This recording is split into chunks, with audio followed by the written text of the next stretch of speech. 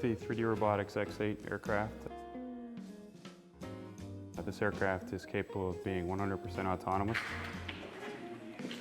All the way through the flight, you can build your waypoints with mission planner software, either via the computer or the Droid Planner tablet software, as well as some other open source software that's out there. This aircraft has 8 motors, all brushless outrunners. They allow you to have the lifting capability of 8 motors, but without the large footprint of some of the larger octo rotors that you see out there that are carrying a payload. So this thing can carry a pretty nice payload, probably a couple of pounds. Weight limits, time duration is probably 10 to 15 minutes depending on your conditions.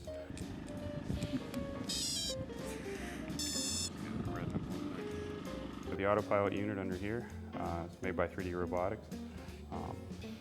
The radio antenna here is 915 megahertz. The purpose of that one is communication with the ground radio connected to either the tablet or to the laptop. I have the RC receiver here, which gives me the ability to take control and override the autopilot system, or this aircraft can actually be flown in manual mode or a stabilized mode where the computer's assisting but you're actually still flying it. These motors each spin in opposite directions on the top and the bottom, which counteracts the torque, which keeps the aircraft very stable. Neat thing with the multi-rotors is how they fly. Obviously there's no real moving surfaces on here as a typical airplane or a helicopter. So what they do is everything is done by controlling the speed of all the motors or individual motors simultaneously.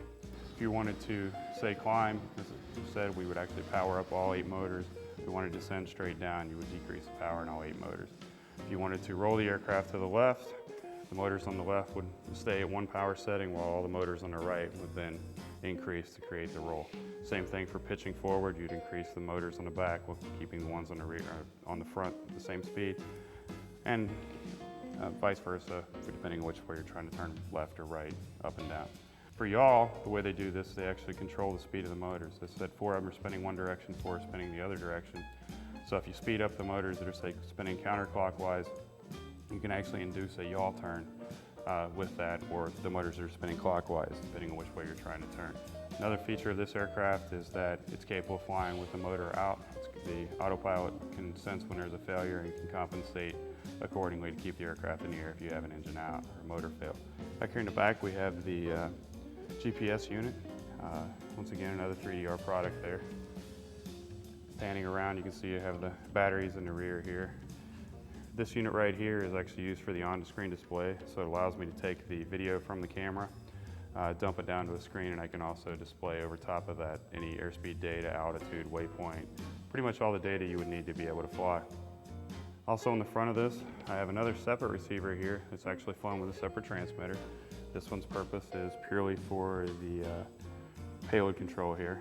I can make it move left, right, down, and back up. So as the aircraft's flying a pre-planned waypoint, I can keep the camera focused on whatever my goal of the video or photography is that day. This thing truly doesn't care whether it's flying forward, backward, left, right. So if you're, say, flying around a location, you're trying to circle an object, you can keep the nose of the aircraft pointed at it, which makes keeping the camera focused on that object much easier to do.